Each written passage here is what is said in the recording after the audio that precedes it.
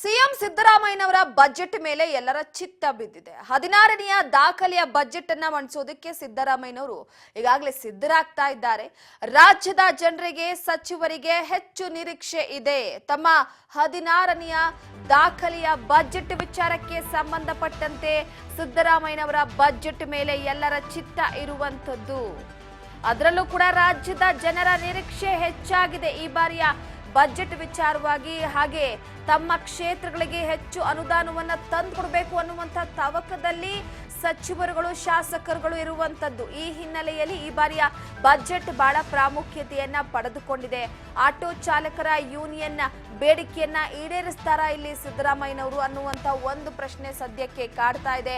Budget ಹತ್ತಿರ ಬರ್ತಾ ಇದ್ದ ಹಾಗೆ ಬಜೆಟ್ ಮಂಡನೆಗೆ ಇನ್ನೇನು ಕೆಲ ದಿನಗಳಷ್ಟೇ ಬಾಕಿ ಉಳಿದಿರುವಂತದ್ದು. ಈಗಾಗಲೇ ಎಲ್ಲ ವಲಯದ ಅಧಿಕಾರಿಗಳ ಜೊತೆ ಸಭೆಯನ್ನ ನಡೆಸಿ ಮಾಹಿತಿಯನ್ನ ಪಡೆದುಕೊಂಡಿದ್ದಾರೆ. ಅದರ ಜೊತೆಗೆ ಆಟೋ ಚಾಲಕರ ಯೂನಿಯನ್ ಬೇಡಿಕೆಯನ್ನ ಈಡೇರಿಸ್ತಾರ ಸಿಎಂ. ಒಂದು ಕಡೆ ಗ್ಯಾರಂಟಿ ಯೋಜನೆಗೆ ಹಣ ಹೊಂದಿಸುವ ಸವಾಲು ಇದೆ, ಮತ್ತೊಂದು ಕಡೆ ಜನಪರ ಬಜೆಟ್ ಮಂಡಿಸೋದಕ್ಕೆ ಇನ್ನೊಂದು ಸವಾಲು ಇರುವಂತದ್ದು. ಗ್ಯಾರಂಟಿ ಯೋಜನೆಗಳಿಗೆ 52,000 ಕೋಟಿ ರೂಪಾಯಿ ಹಣ ಬೇಕಾಗಿದೆ. ಇನ್ನೊಂದು ಕಡೆ ಜನಪರ ಬಜೆಟ್ ಮಂಡಿಸಬೇಕು ಅಂತಂದ್ರೆ ಮಧ್ಯಮ ವರ್ಗದವರನ್ನ, ತಳ ಸಮುದಾಯದವರನ್ನ, ಹಾಗೆ ಕೆಲವೊಂದಿಷ್ಟು ವಲಯವಾರು ಕ್ಷೇತ್ರದ ವಿಚಾರವಾಗಿ ಗಮನ ಹರಿಸಬೇಕಾಗುತ್ತೆ.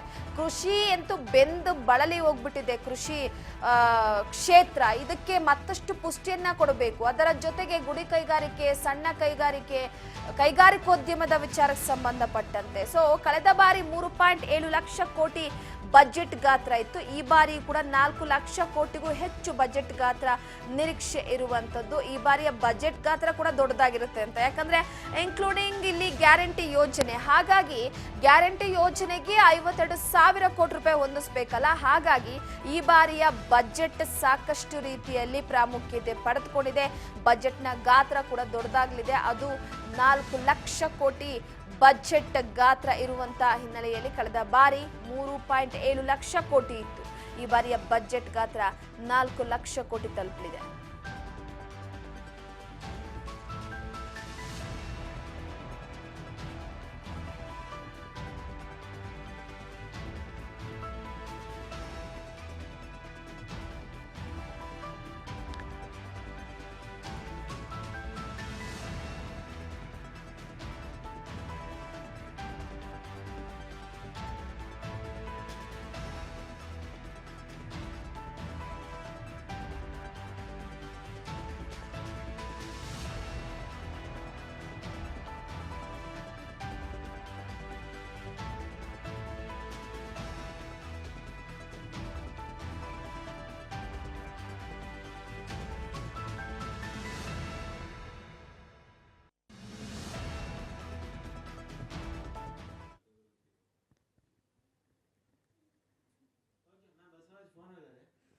ಈ ಬಗ್ಗೆ ಮತ್ತಷ್ಟು ಅಪ್ಡೇಟ್ ಕೊಡ್ತಾರೆ ನಮ್ಮ ಪ್ರತಿನಿಧಿ ಬಸವರಾಜ್ ಹೂಗಾರ್ ಸಂಪರ್ಕದಲ್ಲಿದ್ದಾರೆ.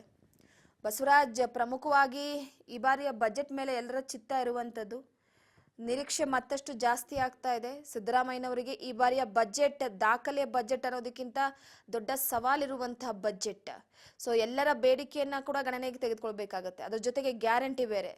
ಈ ಬಗ್ಗೆ ಮಾಹಿತಿಯನ್ನ ಕೊಡೋದಾದ್ರೆ ರೂಪ, ಈಗಾಗಲೇ 16ನೇ ಬಜೆಟ್ ಅನ್ನ ಮಂಡನೆ ಮಾಡಲಿಕ್ಕೆ ಸಿಎಂ ಸಿದ್ದರಾಮಯ್ಯನವರು ಸಿದ್ಧವಾಗಿರ್ತಕ್ಕಂಥದ್ದು.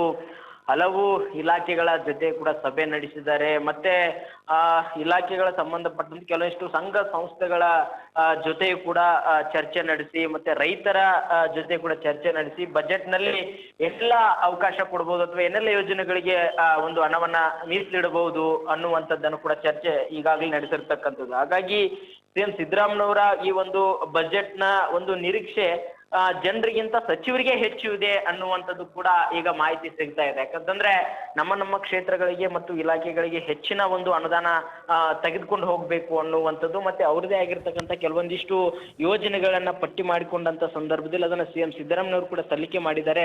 ಅದಕ್ಕೂ ಕೂಡ ಈ ಬಜೆಟ್ ನಲ್ಲಿ ಹಣವನ್ನ ಮೀಸಲು ಇಡಿಸಿಕೊಳ್ಬೇಕು ಅನ್ನುವಂಥದ್ದು ಕೂಡ ಸಚಿವರ ಒಂದಿಷ್ಟು ಲೆಕ್ಕಾಚಾರ. ಈಗಾಗಲೇ ಹಲವಾರು ರೀತಿಯ ಪ್ರಸ್ತಾವನೆಗಳನ್ನು ಕೂಡ ಸಿಎಂ ಸಿದ್ದರಾಮಯ್ಯನವರಿಗೆ ಸಚಿವರು ಕೊಟ್ಟಿರ್ತಕ್ಕಂಥದ್ದು. ಹಾಗಾಗಿ ಸಿಎಂ ಸಿದ್ದರಾಮಯ್ಯನವರ ಒಂದಿಷ್ಟು ಏನು ಬಜೆಟ್ ಮೇಲೆ ಸಚಿವರಿಗೆ ಹೆಚ್ಚು ನಿರೀಕ್ಷೆ ಇದೆ ಅನ್ನುವಂಥದ್ದು.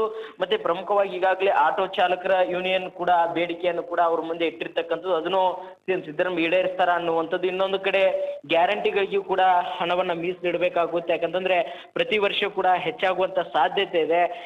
ಈ ಬಾರಿ ಅಂದ್ರೆ ಕಳೆದ 2023 ಮತ್ತು 24ನೇ ಸಾಲಿಗೆ ಏನು ಈಗಾಗಲೇ 52,000 ಕೋಟಿಯಷ್ಟು ಹಣವನ್ನ ಗ್ಯಾರಂಟಿಗಳಿಗೆ ಮೀಸಲಿಟ್ಟಿದ್ರು. ಆದ್ರೆ ಈ ವರ್ಷ ಆ ಒಂದು ಗ್ಯಾರಂಟಿಗಳಿಗೆ ಎಷ್ಟು ಅನುದಾನವನ್ನ ಮೀಸಲಿಡಬೇಕು ಅನ್ನುವಂಥದ್ದು ಕೂಡ ಇವರಿಗೆ ಸವಾಲ್ ಇರ್ತಕ್ಕಂಥದ್ದು. ಹಾಗಾಗಿ ಗ್ಯಾರಂಟಿಗಳು ಕೂಡ ಹಣವನ್ನ ಮೀಸಲಿಡಬೇಕು. ಇನ್ನೊಂದು ಕಡೆ ಅಭಿವೃದ್ಧಿ ಪರ ಯೋಜನೆಗಳಿಗೂ ಕೂಡ ಹಣವನ್ನ ಮೀಸಲಿಡಬೇಕು. ಮತ್ತೆ ಯಾಕಂತಂದ್ರೆ ಸರ್ಕಾರ ಬರೀ ಕೇವಲ ಗ್ಯಾರಂಟಿಗಳಿಗೆ ಮಾತ್ರ ಸೀಮಿತ ಆಗ್ಬಾರ್ದು, ಅದರ ಹೊರತಾಗಿ ಕೂಡ ಅಭಿವೃದ್ಧಿ ಯೋಜನೆಗಳು, ದೊಡ್ಡ ದೊಡ್ಡ ಕಾಮಗಾರಿಗಳತ್ತ ಕೂಡ ಸರ್ಕಾರ ಮುನ್ನುಗ್ತಾ ಇದೆ ಅನ್ನುವಂಥದ್ದು ಕೂಡ ಜನರಿಗೆ ತಿಳಿಸಬೇಕು. ಇದು ಮುಂದಿನ ಚುನಾವಣೆಗೂ ಕೂಡ ಸಹಕಾರಿಯಾಗುತ್ತೆ ಅನ್ನುವಂಥದ್ದು. ಹಾಗಾಗಿ ಇವೆಲ್ಲವನ್ನು ಕೂಡ ಗಮನದಲ್ಲಿಟ್ಟುಕೊಂಡು ಸಿಎಂ ಸಿದ್ದರಾಮಯ್ಯವರು ಬಹಳಷ್ಟು ಲೆಕ್ಕಾಚಾರ ಹಾಕಿ ಈ ಬಜೆಟ್ ಮಂಡನೆ ಮಾಡ್ಲಿಕ್ಕೆ ಸಿದ್ಧವಾಗ್ತಾ ಇದ್ದಾರೆ. ಅದಕ್ಕೆ ಪೂರಕವೆಂಬಂತೆ ಇಲಾಖಾ ಹಿರಿಯ ಅಧಿಕಾರಿಗಳ ಜೊತೆ, ಆರ್ಥಿಕ ಇಲಾಖೆ ಅಧಿಕಾರಿಗಳ ಜೊತೆ, ಸಂಬಂಧಪಟ್ಟಂತ ಸಚಿವರ ಜೊತೆ ಕೂಡ ಸಾಕಷ್ಟು ಚರ್ಚೆಯನ್ನ ಈಗಾಗಲೇ ಸಿಎಂ ಸಿದ್ದರಾಮಯ್ಯ ನಡೆಸಿರ್ತಕ್ಕಂಥದ್ದು. ಮತ್ತೆ ಆರ್ಥಿಕ ಸಲಹೆಗಾರರು, ತಜ್ಞರ ಜೊತೆಯೂ ಕೂಡ ಈ ಬಾರಿಯ ಬಜೆಟ್ ಮಂಡನೆಗೆ ಸಾಕಷ್ಟು ಮಾತುಕತೆಯನ್ನು ಕೂಡ ಸಿಎಂ ಸಿದ್ದರಾಮಯ್ಯ ನಡೆಸಿರ್ತಕ್ಕಂಥದ್ದು. ಎಸ್, ಇದ್ರ ಜೊತೆಗೆ ನೋಡಿ ಮತ್ತೊಂದು ಸದ್ಯದ ಮಟ್ಟಿಗೆ ಈ ಬಾರಿಯ ಬಜೆಟ್ ವಿಚಾರವಾಗಿ ನೋಡೋದಾದ್ರೆ ಒಂದು ಬಜೆಟ್ ಗಾತ್ರ ಕೂಡ ದೊಡ್ಡದಾಗುತ್ತೆ ಅನ್ನುವಂತಹ ಮಾಹಿತಿ ಸಿಗ್ತಾ ಇದೆ. ಅದರ ಜೊತೆಗೆ ಕೆಲವೊಂದಿಷ್ಟು ವಲಯಗಳಿಗಾಗಲೇ ಬಳಲಿ ಬೆಂಡಾಗಿ ಹೋಗಿವೆ. ಅದರಲ್ಲೂ ಕೂಡ ಕೃಷಿ ಕ್ಷೇತ್ರದ ರೈತರಂತೂ ದಿನನಿತ್ಯ ಶಾಪ ಹಾಕ್ತಾನೆ ಇರ್ತಾರೆ. ಕೃಷಿ ಕ್ಷೇತ್ರಕ್ಕಾಗಿರ್ಬೋದು, ಗುಡಿ ಕೈಗಾರಿಕೆ, ಸಣ್ಣ ಕೈಗಾರಿಕೆ, ಕೈಗಾರಿಕೋದ್ಯಮದ ವಿಚಾರವಾಗಿಗೆ ರಾಜ್ಯದಲ್ಲಿ ಈ ಗ್ಯಾರಂಟಿ ಯೋಜನೆಯಿಂದ ಏನು ಗೃಹಜ್ಯೋತಿ ಬಂತಲ್ಲ, ಸೊ ಹಾಗಾಗಿ ಕೆಲವೊಂದಿಷ್ಟು ಕೈಗಾರಿಕೆಗಳು, ಕಂಪನಿಗಳು ರಾಜಧಾನಿಯನ್ನ ಬಿಟ್ಟು ಹೋಗೇ ಬಿಟ್ಟಿದ್ದಾವೆ. ಸೊ ಎಲ್ಲೋ ಒಂದು ಕಡೆ ರಾಜ್ಯದಲ್ಲಿ ಸ್ವಲ್ಪ ಮಟ್ಟಿಗಾದ್ರೂ ಜನರಿಗೆ ಹೊರೆಯನ್ನ ಕಮ್ಮಿ ಮಾಡಬೇಕು, ಅದರ ಜೊತೆಗೆ ಕೆಲವೊಂದಿಷ್ಟು ವಲಯಕ್ಕೆ ಜೀವವನ್ನ ತುಂಬಬೇಕಾದಂತ ಹೊಣೆಗಾರಿಕೆ ಕೂಡ ಈಗ ಸರ್ಕಾರದ ಮೇಲಿದೆ. ಖಂಡಿತ ರೂಪ. ಈಗ ಕೆಲವೊಂದಿಷ್ಟು ವಲಯಗಳಿಗೆ ಈಗಾಗಲೇ ಅನುದಾನ ಕೊರತೆ ಇರ್ತಕ್ಕಂಥದ್ದು, ಮತ್ತೆ ಕೆಲವೊಂದಿಷ್ಟು ಹಣವನ್ನು ಕೂಡ ಕ್ರೋಢೀಕರಿಸಿ ಅವುಗಳಿಗೆ ಒಂದಿಷ್ಟು ಜೀವ ತುಂಬುವಂತ ಕೆಲಸವನ್ನ ಸರ್ಕಾರ ಮಾಡಬೇಕಾಗಿದೆ. ಈಗ ಉದಾಹರಣೆಗೆ 9 ವಿವಿಗಳನ್ನು ಕೂಡ ಸರ್ಕಾರ ಅದನ್ನ ಮುಚ್ಚಲಿಕ್ಕೆ ಹೊರಟಿದೆ ಅನ್ನುವಂಥದ್ದು. ಅಂದ್ರೆ ಹಿಂದೆ ಸರ್ಕಾರ ಅವುಗಳನ್ನ ವಿವಿಗಳನ್ನ ಘೋಷಣೆ ಮಾಡಿದೆ, ಆದ್ರೆ ಅವುಗಳಿಗೆ ಅನುದಾನದ ಕೊರತೆ ಇದೆ, ಅದಕ್ಕೆ ಸಂಬಂಧಪಟ್ಟಂತ ಆಸ್ತಿಯೂ ಕೂಡ ಇಲ್ಲ. ಹಾಗಾಗಿ ಅವುಗಳಿಗೆ ಆ ಒಂದು ಕಾರ್ಯನಿರ್ವಹಣೆ ಮಾಡ್ಲಿಕ್ಕೆ ಬೇಕಂತ ಹಣವನ್ನು ಕೂಡ ಮೀಸಲಿಡಕ್ಕೆ ಆಗ್ತಿಲ್ಲ ಅನ್ನುವಂಥದ್ದು. ಅದಕ್ಕೆ ಒಂದು ಪರ್ಯಾಯ ಮಾರ್ಗವಾಗಿ ಸರ್ಕಾರ ಕೂಡ ಒಂದು ಕ್ರಮವನ್ನು ಕೂಡ ಕೈಗೊಳ್ಳಬೇಕಾಗಿದೆ. ಹಲವಾರು ಮತ್ತೆ ರೈತರಿಗೂ ಕೂಡ ಹಲವಾರು ಯೋಜನೆಗಳು ಕೂಡ, ದೊಡ್ಡ ಮಟ್ಟದಲ್ಲಿ ಯೋಜನೆಗಳಿಗೂ ಕೂಡ ಹಣ ಬಿಡುಗಡೆ ಆಗ್ಬೇಕಾಗಿದೆ. ಅವರು ಕೂಡ ಕೆಲವೊಂದಿಷ್ಟು ನೀರಾವರಿ ಯೋಜನೆಗಳಾಗಿರ್ಬೋದು, ಅವುಗಳನ್ನೆಲ್ಲವನ್ನು ಕೂಡ ಪ್ರಸ್ತಾವನೆ ಸಿಎಂ ಸಿದ್ದರಾಮಯ್ಯ ಅವ್ರ ಮುಂದೆ ಇಟ್ಟಿರ್ತಕ್ಕಂಥದ್ದು. ಅವುಗಳಿಗೆಲ್ಲವೂ ಕೂಡ ಹಣವನ್ನ ಮೀಸಲಿಟ್ಟು ಅವುಗಳನ್ನೂ ಕೂಡ ಈ ಬಜೆಟ್ ನಲ್ಲಿ ತೆಗೆದುಕೊಳ್ಳಬಹುದಂತ ಅನಿವಾರ್ಯತೆ ಕೂಡ ಸಿಎಂ ಸಿದ್ದರಾಮಯ್ಯ ಇರುವಂತದ್ದು. ಈ ಬಾರಿ ಕಳೆದ ಬಾರಿ 3.7 ಲಕ್ಷ ಕೋಟಿ ಬಜೆಟ್ ಗಾತ್ರ ಇತ್ತು, ಆದ್ರೆ ಈ ಬಾರಿ 4 ಲಕ್ಷ ಕೋಟಿ ಬಜೆಟ್ ಆಗುವಂತ ನಿರೀಕ್ಷೆ ಕೂಡ ಇರುವಂತದ್ದು. ಅಂದ್ರೆ ಈ ಬಾರಿ ಹೆಚ್ಚಿಗೆ ಬಜೆಟ್ ನ ಮಂಡನೆ ಮಾಡ್ತಾರೆ ಅನ್ನುವಂತ. ಯಾಕಂತಂದ್ರೆ ವರ್ಷಗಳು ಕಳೆದಂತೆ ಒಂದಿಷ್ಟು ವಸ್ತುಗಳ ಬೆಲೆ ಆಗಿರ್ಬೋದು ಅಥವಾ ಕಾಮಗಾರಿಗಳಾಗಿರ್ಬೋದು, ಬೇರೆ ಬೇರೆ ರೀತಿಯಲ್ಲಿ ಕೂಡ ಹಣ ಕೂಡ ಹೆಚ್ಚಾಗುವಂತ ಸಾಧ್ಯತೆ ಇದೆ, ಆರ್ಥಿಕ ಸ್ಥಿತಿಗತಿ ಕೂಡ. ಹಾಗಾಗಿ ಇದೀಗ ಈ ಬಾರಿ 4 ಲಕ್ಷ ಕೋಟಿಯಷ್ಟು ಕೂಡ ಬಜೆಟ್ ನ ಗಾತ್ರ ಆಗ್ಬಹುದು ಅನ್ನುವಂತ ಲೆಕ್ಕಾಚಾರ ಕೂಡ ಇರುವಂತದ್ದು. ಹಾಗಾಗಿ ಇದನ್ನ ಸಿಎಂ ಸಿದ್ದರಾಮಯ್ಯವರು ಮಂಡನೆ ಮಾಡ್ಲಿಕ್ಕೆ ಸಿದ್ಧವಾಗಿರ್ತಕ್ಕಂಥದ್ದು. ಅದಕ್ಕೆ ಪೂರಕವೆಂಬಂತೆ ಹಲವಾರು ಸಿದ್ಧತೆಗಳು ಕೂಡ ಈಗ ನಡೆಸಿಕೊಳ್ತಾ ಇದ್ದಾರೆ. ರೂಪಾ, ಥ್ಯಾಂಕ್ ಯು ನಿಮ್ಮೆಲ್ಲ ಮಾಹಿತಿಗಾಗಿ. ಎಸ್, ಪ್ರಮುಖವಾಗಿ ಒಂದು ಕಡೆ ನಮ್ಮ ಪ್ರತಿನಿಧಿ ಬಸವರಾಜ್ ಅವರು ಹೇಳಿದ ಹಾಗೆ ಈಗ ಸದ್ಯದ ಮಟ್ಟಿಗೆ ಗ್ಯಾರಂಟಿ ಯೋಜನೆ ಮೇಲೆ ನಿರೀಕ್ಷೆ ಕೂಡ ಜಾಸ್ತಿ ಆಗಿದೆ. ಅದರ ಜೊತೆಗೆ ಇನ್ನೊಂದೇನಪ್ಪ ಅಂದ್ರೆ ಈ ಬಾರಿಯ ಬಜೆಟ್ನಲ್ಲಿ ಗ್ಯಾರಂಟಿ ಯೋಜನೆಗೆ ಹಣ ಹೆಚ್ಚಾಗಿ ಮೀಸಲಿಡಲಾಗುತ್ತಾ ಅಥವಾ ಬಜೆಟ್ ಗಾತ್ರ ಜಾಸ್ತಿಯಾದ ರೀತಿಯಲ್ಲಿ ಕೆಲವೊಂದಿಷ್ಟು